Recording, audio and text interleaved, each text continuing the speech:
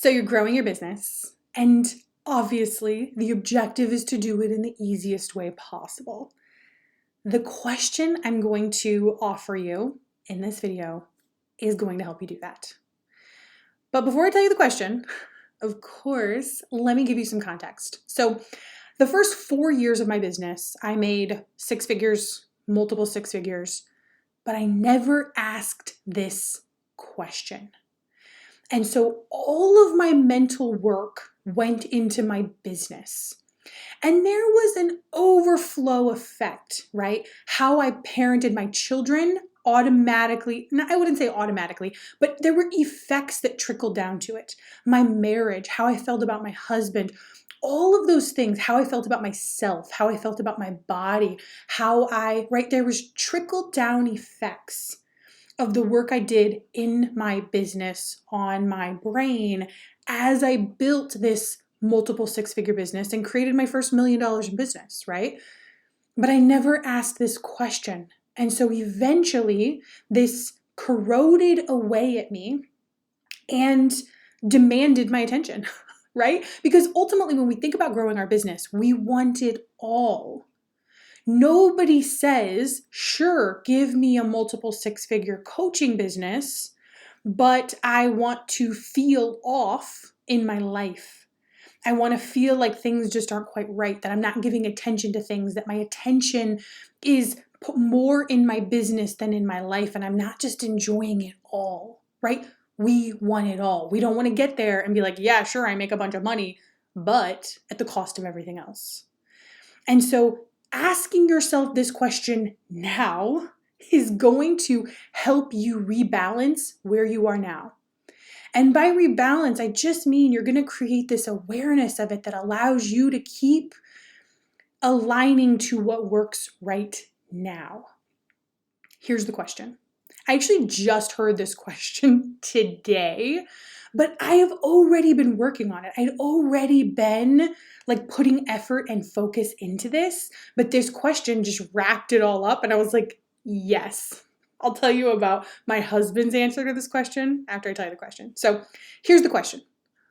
On a scale of 1 to 10, when nobody's looking, how much do you love your life? On a scale of 1 to 10. How much do you love your life when nobody's looking?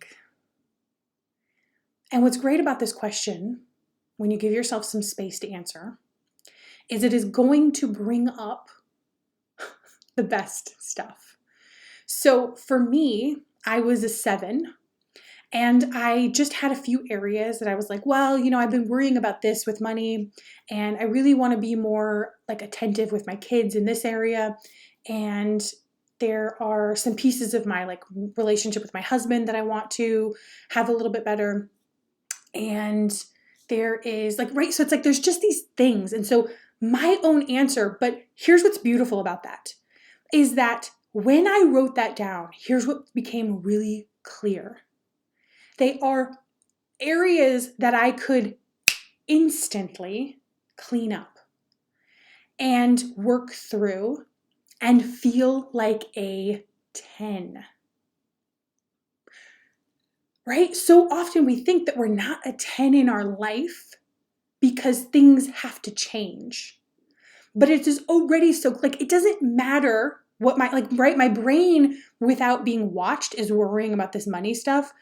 But if I cleaned that up, I wouldn't worry, right? If I took away the worry, if I put some solid thoughts in place that are true, not try and feel better thoughts, but just solid, no, this is what it is. Or sometimes it's you know what? And I'm going to look at this again on this date. Because sometimes what we do with money is that I'm actually curious, I'm not sure that this is what I'm doing with money, but I've actually seen this with clients where they constantly worry about it rather than deciding, no, I am doing this for sure. I'm doing this too. And then saying, okay, on this date, I'm going to look at it again. And I'm only going to think these thoughts until then, because how I manage my experience is that I manage my thoughts, right? And so we can come through and we could pretty quickly clean these up. We could pretty quickly get me to a 10 and you to a 10. And here's why this matters to your business growth. Because when you feel grounded and solid and connected and at ease and happy in your life, it flows heavily into your business. It creates a space for you to accept yourself as you push your brain beyond what it currently is. As you push your being and you grow it and you expand it, right? What's your being? It's just you deciding who you are as you create that next goal. Because you may have to be a new level of decisive. You may have to own that in a new way. You may have to own your next level of being might be like your ability to lean into uncertainty, right? So it's more of this like flowiness of like, there is a lot of uncertainty. I don't know how I'm going to do that. And I can like relax into that unknowing. And when your life is a solid space, it gives you more power in your business, right? Rather than you being solid in your business, but your life not feeling grounded, you have nothing to lean back into. And it will work for a while, years potentially. But eventually your brain's going to be like, I don't like this. I want to feel solid everywhere. And it will start to take things apart. Your unconscious mind will say and become unhappy, which will flow into everything. So here was what was funny about my husband's answer. He actually probably has the most solid mind just on default, which is why he's not a mindset coach, right? I'm a business mindset coach because my mind is crazy. And so everything I teach you, I'm like, I'm using this. Let me tell you. Like, oh, you have that problem? Trust you me. I know. Whereas he's just like, here was his answer. Because we had a lunch date and I heard this question. And so I was telling him about it. And his answer was he's a 12. And I was like, what? Because I can think of all sorts of things wrong with his life. And, I'm a helpful wife. And he's like, here's what, it was just like the most insightful. And he said, yeah, you know what? I have some ideas, like job-wise, that I want to explore because he is a video editor. And so he wants to try out some new things. He wants to get into making like documentaries. And so he has this like vision, this idea that kind of pulls him to it, but he doesn't know how, he doesn't know what it's going to look like.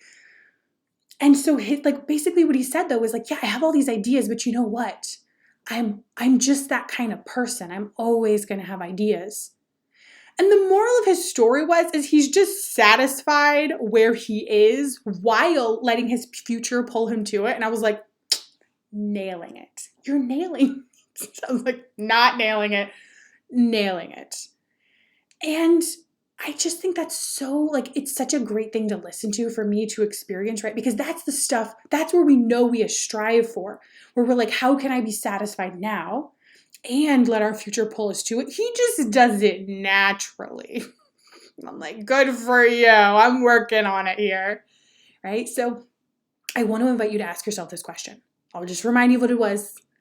On a scale of 1 to 10, when nobody's looking at your life, how happy are you with it? How satisfied are you with it? Change that word out, happy, satisfied, whatever word hits for you. And explore what the answer is. Find your number in this moment. And then look at why. And every answer you have, be careful that you do not believe that it is a real problem. I think about this, like if you're going through a divorce and you're like, you know what, this divorce, and it's like you can stop there and you can feel like, well, no, it's the divorce, something outside of you, rather than keeping it like, actually, it's all the things I am thinking about the divorce. It's the things that pop up out of nowhere and then I'm triggered by. And so it's my emotional experience. It's my thoughts about it. It's how much time it's consuming of my brain. It's, right? That's what's the problem. It's not the divorce. You might be thrilled about the divorce, but it's all the extra stuff around the divorce where your brain is just struggling to manage it, right? And it's not to say that you need to like clean all of that up instantly. It's to say you can have compassion, you can have understanding, but you can also bring your power back that says, ooh, I see how I'm creating this. Even if I don't think I need to do it perfectly, it's this sense of, actually, it's just that my feelings get jerked around a lot. It's that it's taking up a big chunk of brain space, whereas normally this isn't. And it's like, you can just have acceptance of there's this thing. It's the same thing with money. It's the same thing with so many things, right? Kids being sick, 'tis the season, right? Where it's like, is it the problem that they're sick, which we can't control? Or is it the problem like, oh, this is all this stuff I'm thinking about it. And this is how I'm beating myself up thinking, oh my gosh, I need to get more done and I can't get this done. And oh my gosh, if I don't do, right? It's like, oh, it's my conversation with me. I was thinking about this. Another thing on my list, and it actually feels kind of outside of me, is that I've been having really low lows recently. And I don't know if it's like body changes. I don't know if it's like just a piece of like leveling up, right? Expanding my mind. But it's like, I just have these like anxiety where I wake up at like 3 o'clock in the morning and I just feel so anxious. But today what it was is I felt afraid and I just like sob, which I know that sounds bad because I actually don't cry very often. But the sobbing helps me to release it instead of like resisting it and holding in my body. And it's like that scares me a little bit, right? So when I wrote this down, it's not that I have these intense emotions. It's actually the thought that goes with it, which is that I'm scared, like in that moment, but also sometimes when I'm like looking back at it, I'm scared, perpetuating this, right? Or like, great, it's like I'm scared in the moment. Then when I'm not in it, I'm scared too, which is that I'm scared that I'm going to be stuck there. That low, that I am going to feel that for an extended period of time and then it's not going to go away. And there's this piece of me that's like, ooh, that would be so awful, right? So this is one of the things when I think about being a 10, I'm like, that's like, that keeps happening. And I feel scared that it's going to keep happening. So notice how this can just feel like a fact. But this is like when we ask this question on a scale of 1 to 10, and we see this as one of our things. And I don't know what yours is, but I'm just trying to tell you these things. That way you can get some, like, that way you're not like, oh, but this one thing is just like, no, this one's really real. I mean, these are all real, right? But even with this one, it's like, oh, you know what? It's like, it's my own fear. Like the issue is that I fear it'll go away. I fear that I would be stuck there. I fear that my life would crumble if I had to try and function in that space, right? And so it's like my brain needs me to remember who I am, how I will show up no matter what, how I'll get myself help, how I will problem solve it, right? My brain's like, will feel awful and nothing will ever change because it forgets who I am. It forgets that I would never let that happen to myself, that I would come in and I would fight for myself and I would do everything I need to try just to try and shift that, right? So there is no reason for me outside of that space to continue that fear because I have to remember who I am. And you guys, this is when we talk about being, who are you being to get to your next level? That's what we're talking about. It's who are you remembering that you are, how you will show up, how you will fight for yourself, how you will just like, even sometimes, right? Sometimes it's aggressive pushing and sometimes it's relaxing into it. And it's the balance of both, right? That feminine and that masculine that says, I am all of it and I'll just do what I need to for that moment. Okay, so ask yourself that question. I'd love to hear in the comments below what came up.